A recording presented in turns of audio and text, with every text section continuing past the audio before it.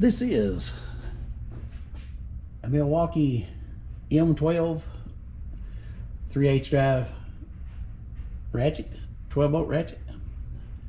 We're going to take a dive into this tool, but first I'm going to try to pick this place up a little bit. Let's get into it.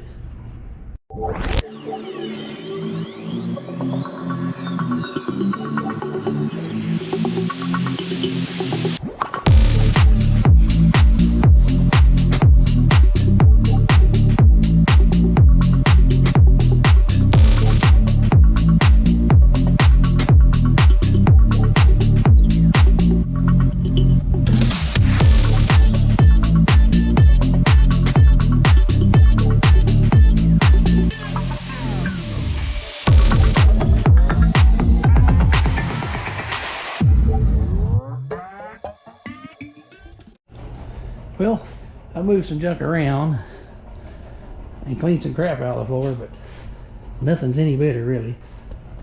We've had a car in here for the last several months, or some kind of car, and we've not had any space to do anything. But I want to talk about this. This is Milwaukee 2457-20. I guess cordless ratchet, you could call it. It's 3/8 drive. And it has a reverse mechanism on it, just like a regular ratchet. It runs off these little 12-volt M12 red lithium XC. This is a 6 ampere. I got the 2 batteries in the charger. Let's see. I remember the price of this, but I can't remember what I paid for it. But they threw with the package before Christmas, a Black Friday thing. They threw the 2 batteries, the upgraded batteries, and the charger in at no additional cost. So you get that's the way I bought my last M12 stuff. If you wait on those sales, you can always get 2 upgraded batteries, and I like the upgraded batteries because it stands up by itself. It is pretty cool. My first thoughts on it when I first got it was, you can see if you mash it, you can see that's the fuel gauge right there. It's showing it's fully charged.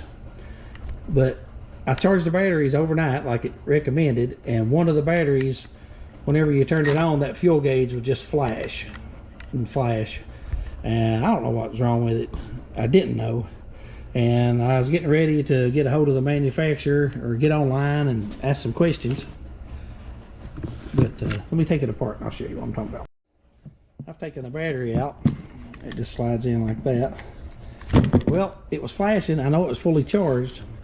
But if you see that there's 2, that's your 12-volt ports in top that look like little blade plugs, spades, or whatever you call them.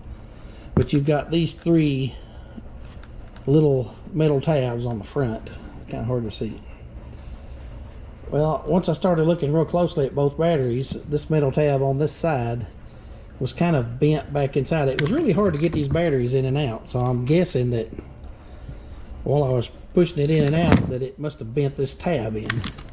If you can see down in there, there's the 2 spades and 1 little shiny metal tab over in the corner.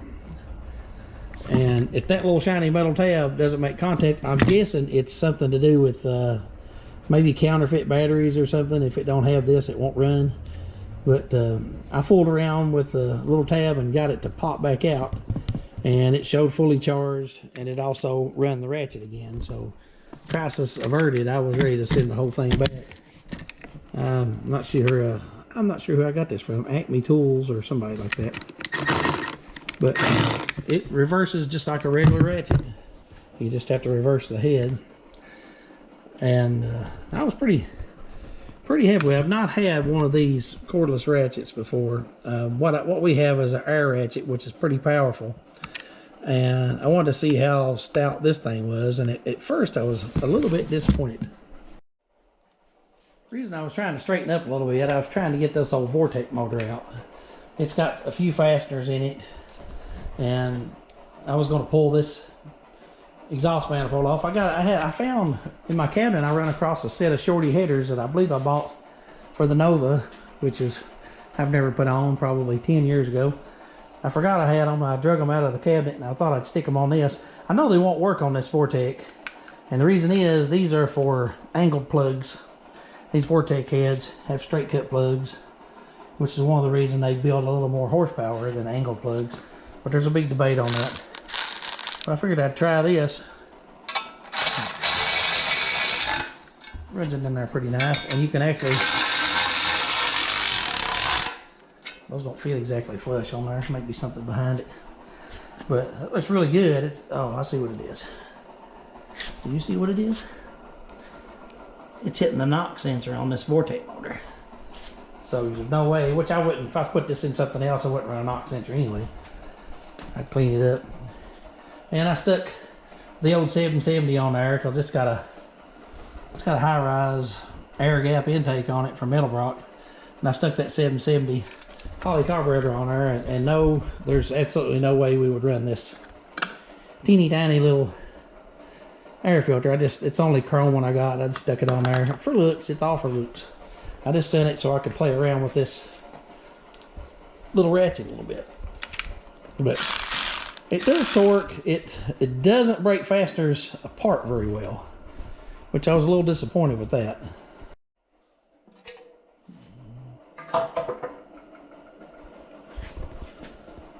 Let's see. See if I can see the number on these heads. Oh, there it is. It's 1255 8062. I think that's the better heads. I can't be certain on that. I'll look it up here in a minute. We'll see.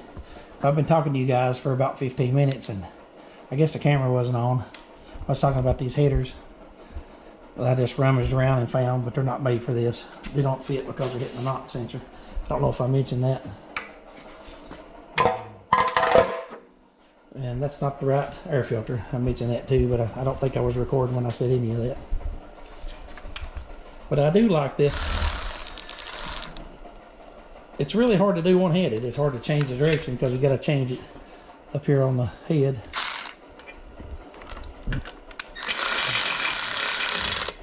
Ooh, I don't want to go that tight. I don't want to tighten this thing all the way up because I'll warp it. Let's loosen them back up.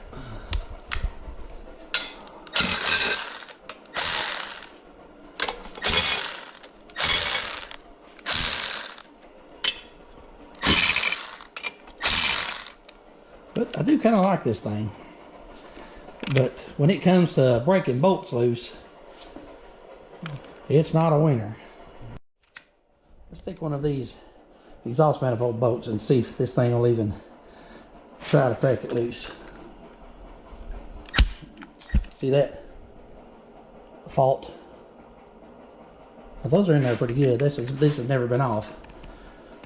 But I'm afraid I'm going to break the whole thing putting pressure on it because that's a lot of pressure on that bolt. So they don't have, it's not an impact, it's just a ratchet. But I thought it may be that I might have had them off and they may be a little looser, but nope, it just falls out. Which is okay, it's not meant for that. I'm abusing it already. But someday I'll go through this Vortec and make a decent runner out of it. Well, apparently there's a whole lot of controversy over these 062 heads. There's 062 and a 906 Vortec head, and Hot Rod Magazine even got it backwards when they come out with the original article on these years ago, and they retracted it and said they were mistaken. But the best I can find out, there's a real good video on there by Piss Cutter Performance or something like that. Those guys, he goes into detail about the 906 and the 062 head. The 062 are just a plain 350 head. The 906, according to those guys, and he actually took one apart and showed the difference. The 906 is for the 3/4 ton heavy duty truck, and it has a hardened valve seat in it that actually restricts the flow by about 10 CFM. One flows about 140, one flows about 150, which is not much, but the biggest difference in the valve seat is the hardened valve seat on the exhaust side of the 906 it doesn't have a 3-angle valve job. These right here come from the factory. The 062 has a factory 3-angle valve job, and the 906 exhaust valve is not back cut to a 3-angle valve job. So that's the biggest difference. But he said you can go in and port those and take the little bit of lip off behind the seat and have them reground, and they will flow as good or better than the 062 head. So he said not to sweat it, but because the 906 and the 062 both are great heads, but the biggest problem that people have is not about the flow of the heads, is when you go slapping a cam in there. You start putting a bigger cam in, and you can't have a whole lot of lift on these Vortec heads. You can't see it under the spring. I don't have one apart, but the valve seats underneath these springs are kind of tall. When you have a high lift cam, it actually crashes into the valve seal, the valve stem. So you can take these and have them cut, and you'll probably spend $300 or $400 having these cut and ground and cleaned up. Or you can go online and get a set that's already done from Summit Racing, and there's several other manufacturers out there if you want really good Vortec heads, and you can get the ones that have already been gone through, that already have the valve seats, the valve stems cut, where you can get more lift out of your rocker arms. And I think they put just a standard like umbrella seal or something on it whenever they cut them back. Or you can buy the kit yourself. They sell the kit where you can grind these stems down that are underneath the spring. You just use a regular drill, and it's got a centering bit that goes down the center. You have to take the valves out, of course, and you grind it down to whatever the thickness is they recommend, and then you can put the regular seals on it, and you put it whatever size cam you want to in it, and you're gaining all that lift in your cam, so you get the best of both worlds. But you can put a regular performance Vortec cam in with these stock heads, and you gain about 30 horsepower on over the stock performance of the regular heads, as opposed to Vortec heads. You get about 30 horsepower that are around there. But there's a lot of other things you can do to these Vortec motors. Like I said earlier, this thing has a knock sensor on it, but that's only for like fuel injection. Now I've got a carburetor on here, obviously, and that's not the right breather. Don't keyboard attack me over that, because I just stuck it on there because it's shiny and pretty. But this, I think this is a Performer RPM intake, I believe. It says on here somewhere. I don't see it now. It's Edelbrock, I know. But anyway, I don't see it. But it's an air gap, so it's a really good intake for this. These run around $400, somewhere in that neighborhood. I'm going to turn into this motor at some point. I don't know if I'm going to put it in the blue Chevy, or I'm just going to tear the heads off the blue Chevy and go through them and clean them up and put them back on. Because the bottom end, I know it's got good compression, and the bottom end, there's where it says Performer at. Does that not say RPM? It does.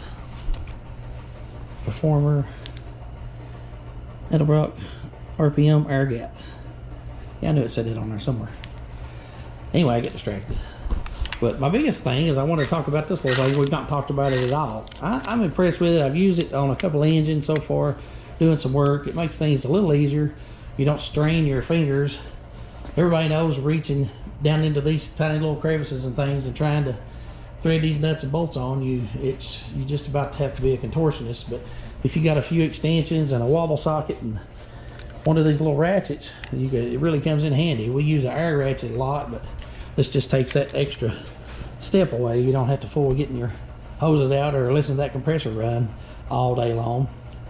But I think it's really cool that I've got these shiny little headers on here, and we've looked into the Vortec heads and give these things a looking at. I got a few other things too. Give me just a second. Anyway, this 2457-20 Milwaukee M12 cordless ratchet, it's pretty cool. I mean, it does what you'd expect it to do, and it's handy to have around. It's a good tool to have in your arsenal. It's not a do-all tool, doesn't do everything, but to make things just a little more convenient, it's pretty handy. I like having it around. And I picked up a few more tools too. I got these things. And we was taking window tint off of that Malibu the other night, and we like to have never got the window tint off of that thing, because I didn't have any square razor blades at all. Well, how you get that thing out there? I do like this little scraper pretty good. It's made by Molework. It's just something from Amazon. But I like that it comes with a choice of, you got a real super thick beveled blade. It's really thick. It's one-sided blade. Or you get these real thin standard blades, and they either one fit in here. But I kind of like this beveled blade. I don't know, it'd be good for probably gaskets on steel. But it's got little teeth that it fits into, and you just screw this thumb screw down. You can use the thumb screw. I'm going to tighten it on down a little bit. And that's in there pretty good. That'd be a good scraper for scraping up decals or grease off the floor or whatever you want. And check this out. I just realized this. Mash a button, and it extends. It's got a couple of different settings. Here's the thing. You got to be real careful when you're extending it. It can get cut real easy. Another thing, if you got it all the way out and you're pushing, look at that. I wouldn't recommend that at all. That's flexible. So I would keep it all the way in and do my scraping with it. But it's got this little cover that goes on it. I guess you can still put it on there, maybe not. That looks like a thing waiting to cut somebody's finger off. But it's pretty handy. I'll probably take the blade out of it and just leave it out till we get ready to use it. Here's another one. It's got the same kind of thing on it, but it doesn't extend, but it's a lot more rigid. It feels like a little bottle opener. A lot more rigid made. I'd like to be able to put these covers back on it without tearing my fingers. It comes with a razor blade. Look at that. You just turn it around, and I tore this completely off.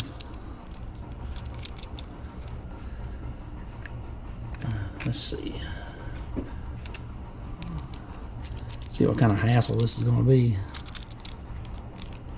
Still, if it was just long enough where you could put the razor blade in it without having to take it completely apart. There we go. Yeah, it came out, but I got it back in there real quick.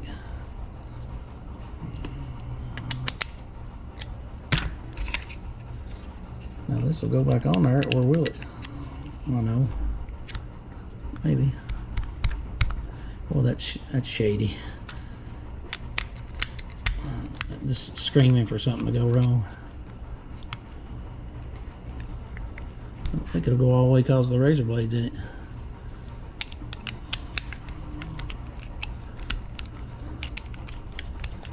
Turn that back in, and it's secured. But it's not going to do that. Look at that. That's right into the razor blade. It's not going to do that with this one in it, obviously. So I got to take it back out. The floor scraper blade, or whatever you call it. I'm going to put this one in here backwards. I'm not sure how much these were. I think they may have been 10 bucks or something for the set.